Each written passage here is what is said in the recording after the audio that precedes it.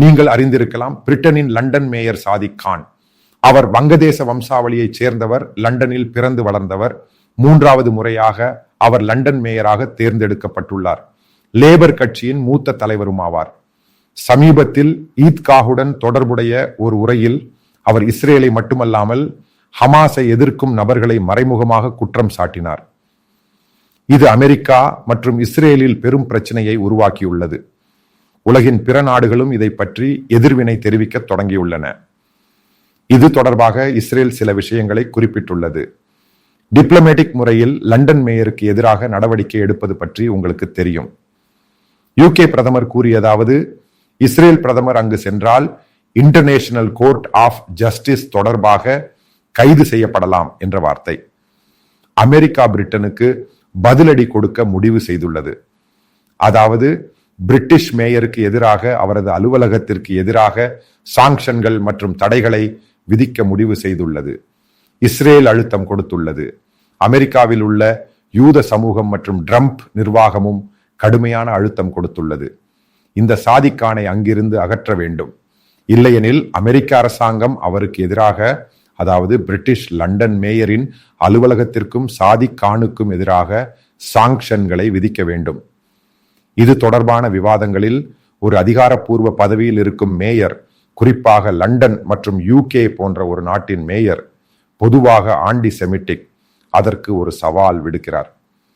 ஈத்காஹின் பிரார்த்தனை நேரத்தில் நடந்த உரையில் பொதுவாக தீவிரவாதிகளை ஊக்குவிக்கும் விதமாக பேசினார்.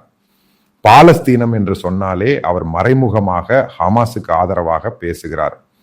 இஸ்ரேல் கேட்ட ஒரு கேள்வி உள்ளது. ஹமாஸ் 1700 பேரை கொன்றது, அதாவது அக்டோபர் 8ஆம் தேதி 2023. இதை பற்றி அவர் ஒரு வார்த்தை கூட பேசவில்லை. இதுதான் உலகின் தீவிரவாத அமைப்புகள் கூறுவது. ஹமாஸுக்கு ஆதரவாக ஈதின் போது பிரார்த்தனை செய்ய வேண்டும் என்று.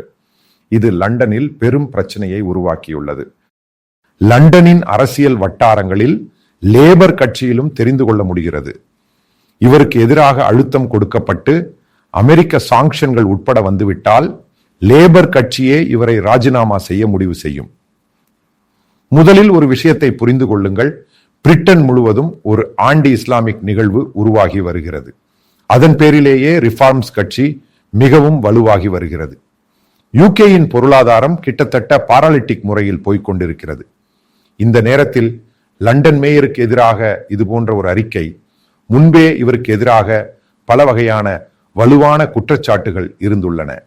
அதாவது நேரடியாக மறைமுகமாக அங்குள்ள சட்டவிரோத குடியேறிய முஸ்லிம்களுக்கு உதவுகிறார் என்றும் அது தொடர்பான குற்றச்சாட்டுகள் உள்ளன. பின்னர் சர்வதேச அளவில் ஹமாஸ் உள்ளிட்ட தீவிரவாத அமைப்புகளுக்கு உதவும் விதமான அணுகுமுறை சாதிக் கான் பல முறை கொண்டு வந்துள்ளார். இவை அனைத்தும் கன்சர்வேட்டிவ் கட்சி, யூகே ரிஃபார்ம்ஸ் கட்சி பல முறை குறிப்பிட்டுள்ளது. இப்பொழுது இது திறந்த வெளியில் வந்ததன் காரணம் உங்களுக்கு தெரியும். தற்போதைய பிரிட்டனின் மிகப்பெரிய பிரச்சனை அமெரிக்க டாரிஃப் ஆகும். அதே போல உக்ரைன் ரஷ்யா போர். இந்த ஒரு சந்தர்ப்பத்தில பிரிட்டிஷ் பிரதமர் அமெரிக்க ஜனாதிபதியின் காலில் பிடித்து நடக்கிறார். இப்போது பழைய முறையிலான பிரிட்டன் ஒன்றுமில்லை. இன்றைய பிரிட்டனில் இருப்பது இஸ்லாமிய முறையிலான தீவிரவாத நடவடிக்கைகளாகும். திடீரென தூண்டிவிடுகிறது. பிரச்சனையை உருவாக்கும் தெருக்கள், அங்குள்ள நிறுவனங்கள், அதாவது கல்வி நிறுவனங்களில் ஏற்பட்ட மாற்றம், இவை அனைத்தும் பெரிய அளவில் யூகேயின் விவாதங்களிலும் குளோபல் அளவிலும் நடக்கிறது. நான் முன்பு ஒரு வீடியோவில் சொன்னேன், ரஷ்யா மிகவும் இதே போல் போய்கொண்டிருக்கிறது. ரஷ்யா யூகே நகரம் போல் ஆகிவிட்டது என்று சொல்வது. அதனால் இந்த சட்டவிரோத குடியேறிகளை தவிர்க்கலாம். இந்த சாதிக் கானின் விவாதம் என்று சொல்வது அமெரிக்கா ஏற்றுக்கொண்டு விட்டது. இது முடிந்தால் ஒன்று, இல்லாவிட்டால் பிரிட்டிஷ் பிரதமர் லேபர் கட்சியினரை மாற்ற வேண்டியிருக்கும்.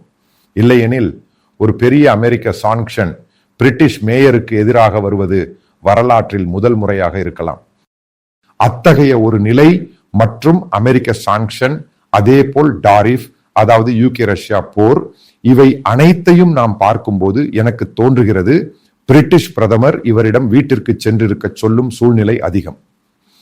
பின்னர் எனக்கு தெரிந்ததாவது, பிரிட்டனில் இருந்து, அதாவது இங்குள்ள லண்டன் எக்ஸ்பிரஸில் பணிபுரியும் ஒரு பத்திரிகையாளர் உள்ளார். அவரிடம் இருந்து தெரிந்ததாவது, லேபர் கட்சிக்குள் தான் சாதிக் கானுக்கு பெரும் பிரச்சனை உள்ளது. காரணம், ஒரு ப்ரோ இஸ்லாமிக் ரேடிகல் இஸ்லாமுக்கு உதவும் அணுகுமுறை சாதிக் கானிடம் உள்ளது. இவர் பலரிடமும் இவர்களின் பல அமைப்புகள் யூகேயில் உள்ளன. அவற்றிற்கு நிதி உதவி கோரியதாக குற்றச்சாட்டுகள் இவருக்கு எதிராக உள்ளன. அதாவது லண்டன் நகரத்தை முழுமையாக ஒரு ப்ரோ இஸ்லாமிக் ரேடிகல் இஸ்லாமிக் ஆக மாற்ற முயற்சிக்கும் மேயர் என்ற குற்றச்சாட்டுகளை சாதிக் கான் எதிர்கொள்கிறார்.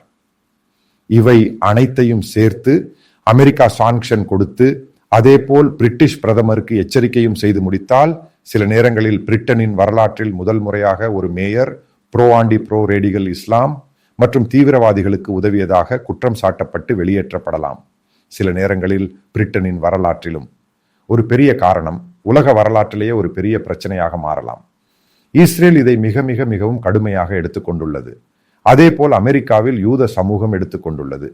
காரணம், உலகம் முழுவதும் தீவிரவாதத்தை பயப்படுகிறது. அதை உதவும் விதமாக ஈத்காஹில் இது போன்ற ஒரு உரையை நிகழ்த்திய நபர் மேயராக தொடர வேண்டுமா வேண்டாமா என்பது கேள்வியாக உள்ளது. சில நேரங்களில் இதன் காரணமாக கீ ஸ்டாம்ப் அவரது மந்திரி சபையின் ஸ்திரத்தன்மை கூட இல்லாமல் போகலாம்.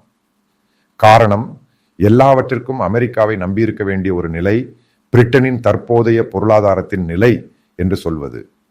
இவை அனைத்தையும் சேர்த்து பார்க்கும்போது புரிந்து கொள்ள முடிகிறது, பெரும்பாலும் 1 அல்லது 2 வாரங்களுக்குள் சாதிக் கானை வெளியேற்றுவது அல்லது அவர் ராஜினாமா செய்து செல்வது போன்ற சூழ்நிலையே அங்கிருந்து வரும் செய்திகளில் காண முடிகிறது.